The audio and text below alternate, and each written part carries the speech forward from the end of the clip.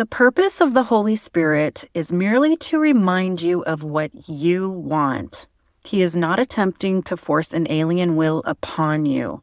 He is merely making every possible effort within the limits you impose upon him to reestablish your own will in your consciousness.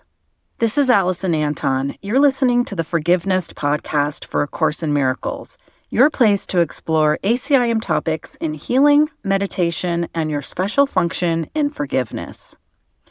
It took so long for me as a student of A Course in Miracles to understand who the Holy Spirit is and what he's doing. Of course, I don't yet really understand him. If I did, I probably wouldn't be here. But for significant years in my practice, the Holy Spirit was just kind of a neutral character for me. And if I'm honest, I'd say he was actually just a blank. I wasn't raised Christian, so I had very few preconceived ideas about the Holy Spirit before starting the course. To me, he was acting as some kind of ethereal placeholder in my mind for something I wasn't able or even eligible to understand. In the early years in my course practice, on a conscious level, I was focusing my entire attention on Jesus. Because if this really was him writing the course, he went through what we're going through now. He had a body at one point in time, or maybe many points in time for all we know. I wanted to relate to him. He was the author, and the Holy Spirit was more of just a floating figure in the background. My mind would almost glaze over the sections in the course where the Holy Spirit was mentioned. I would read them for sure, but it was like I was telling myself, I need to come back to this later. And thankfully, I did. The Holy Spirit became a predominant figure in my practice the moment I was ready to understand more about him. He was there the whole time, of course. I just wasn't ready to hear him yet. Communication with all three of the figures in the course, that would be Jesus, the Holy Spirit, and God, is like a call and response. They call to us gently always, and when we finally are willing to hear their call, we call back and say, I will to hear you now, versus only listening to the voice of the ego. So what I'd like to do in this episode is talk about what the Holy Spirit tells us when we do start to listen. What is his purpose in all this, and how does he do it? Let's start here. Jesus says the Holy Spirit is God's answer to the ego. He came into being the very moment our mind decided to make the faulty decision to split off from God. He was created as the solution for this faulty split. The split is what made the ego, or a separate self, unassociated with our Creator. But since nothing that God creates can actually be unassociated, the Holy Spirit has been tasked with the undoing of this faulty, inaccurate thought system. Now, I think it's worth repeating the passage I read at the beginning here before we go on.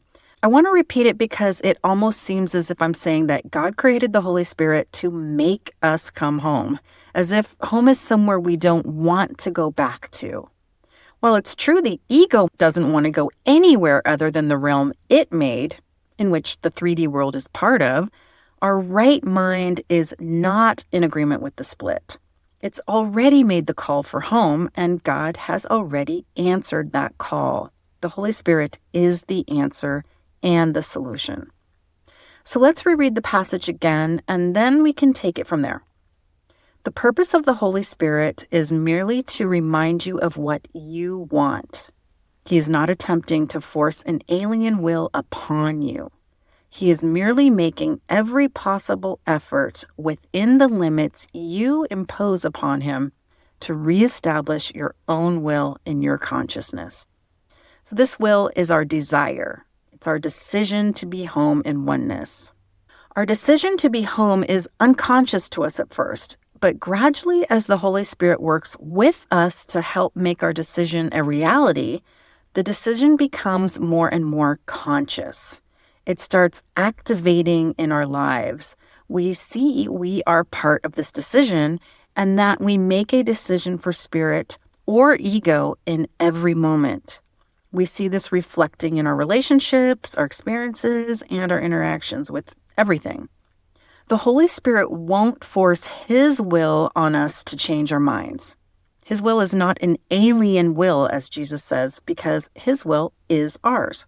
His purpose is simply to remind us of what we already want and what we've called out for help to remedy.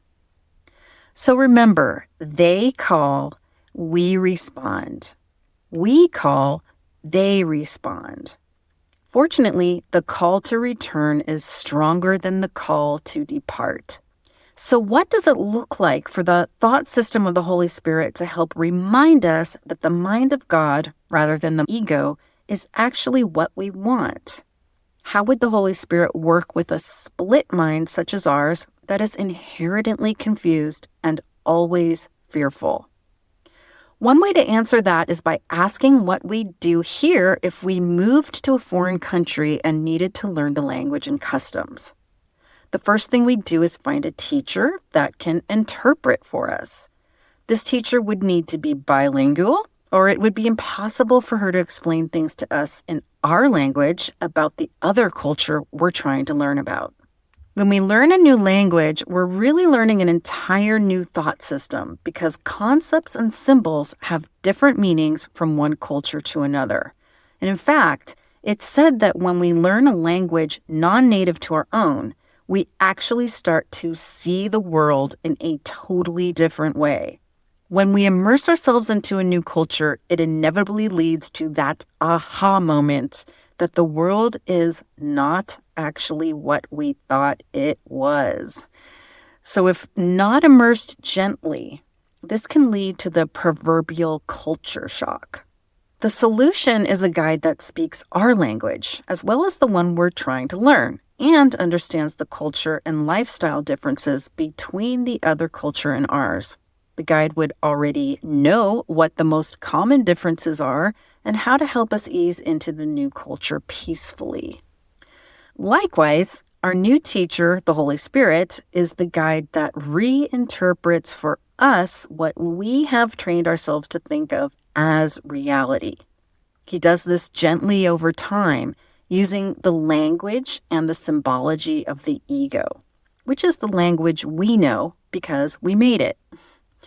If he didn't use our thought system as the device to teach us his thought system, it would literally be impossible for us to understand what he's teaching.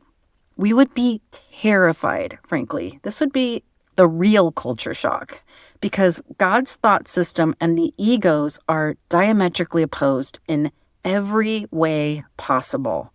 This would really be revelation without the person being anywhere near ready to handle that. I have a feeling that's why we have a timeline in the 3D. The timeline may have been made so we'd have a process of learning at a pace that our split mind could handle without terror. In time, literally and figuratively, we learn the Holy Spirit's way of perceiving without blowing our minds. In this case, not in the good way. Something else I want to address here, I think this is a good place to do it, is that what the Holy Spirit is not is a mediator for the ego to God. His role as the mediator is specifically from God to us. He speaks both languages, yes, but his purpose is not in any way about teaching God about the ego. God is not trying to understand the ego or wanting to get to know it or trying to somehow make amends with it. He doesn't hate it or judge it. It simply is nothing to him because it wasn't anything he created. There's nothing for him to know, literally. He understands that part of our mind is in turmoil, and for that he sent the remedy. There's an idea in spiritual communities that we as souls split off and came here to learn things that we then can bring back to the sonship or to ourselves as spirit. This obviously implies that the experiences we're having here are valuable and useful information for the whole. It implies that we were sent out to explore and experience and gain knowledge that can be shared so that the whole can learn something from the part. I just want to be clear that this isn't what the course teaches. And from the framework of the course, the idea that we're gleaning information from the 3D experience and then bringing back the information to spirit, which already knows everything, quickly becomes a preposterous thought.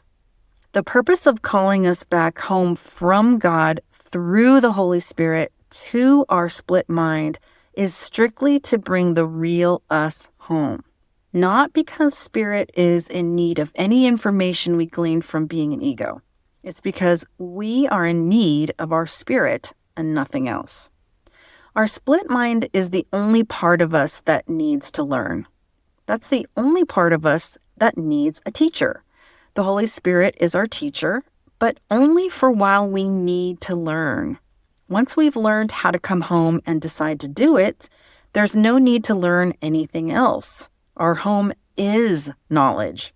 Knowledge has no need to learn anything other than what it already knows because it already knows everything. Knowledge also knows what's real, and so it knows the ego isn't. The ego very literally can't be known. This is obviously depressing news for us in form. We wanted so bad for this dream to be something, for our experiences to matter. They do matter now because the Holy Spirit is helping us learn to use them in a meaningful way now. But in the grand scheme, the experiences, just like the ego, will be laid aside when we've learned all we need to learn from them. In essence, the Holy Spirit is using the ego realm as a school, as a teacher in the school, in every class. In other words, in every encounter with anyone or anything, he extracts the goodness from all transactions, all encounters, and shows us that these are holy exchanges. He shows us that all the people we interact with in every moment are worthy of our love. He finds the love in each of us, no matter what the person has said or done, no matter what we think the other deserves or how wrong they are ultimately innocent because they still remain as God created them. And vice versa. When we want to hurt or punish ourselves for mistakes we think we made, he tells us what really to see. It's a mistake that's correctable, and we still remain as God created us. So this is what the workbook is asking us to learn with this statement. All things are lessons God would have me learn. We are meant to learn that all circumstances can be a learning aid. God didn't create the circumstances, and life isn't a punishment upon us, but we do have to learn to distinguish between what's real and what's not real, spirit or ego. One last thing I want to say before we close is that holy encounters are transferable. The holy encounter, again, is being able to look beyond the body and the ego to see what's really there, no matter what the body or the ego is presenting in the moment. And whether we say anything with our voices or not, acknowledging each other's holiness is communication that extends to everyone and then returns back to us. This is the way spirit communicates. So we come full circle again to that call and response we talked about earlier. As we hear the call of the new vision of the Holy Spirit, we then share that vision. It's a calling out to the holiness in everyone we encounter. And eventually we hear the call responding back to us, strengthening our connection as spirit. When that vision takes hold, we'll all see each other and the entire dream differently. If we see the dream in a new light, the dream changes to a new light. My story is pretty common amongst course students. Our connection with Jesus is usually the strongest at first, and then we start to see he's really introducing us to the Holy Spirit. Then from there, the Holy Spirit helps us reestablish our communication with God himself. I'd love to end this episode with a short prayer that comes after the workbook statement I read a minute ago. This is from lesson 193 and its preceding review. All things are lessons God would have me learn. A lesson is a miracle which God offers to me in place of thoughts I made that hurt me. What I learn of him becomes the way I am set free, and so I choose to learn his lessons and forget my own. And I'll leave you with that to ponder. Thanks for joining me on the Forgiveness Podcast. I'm Alison Anton. It was great talking to you.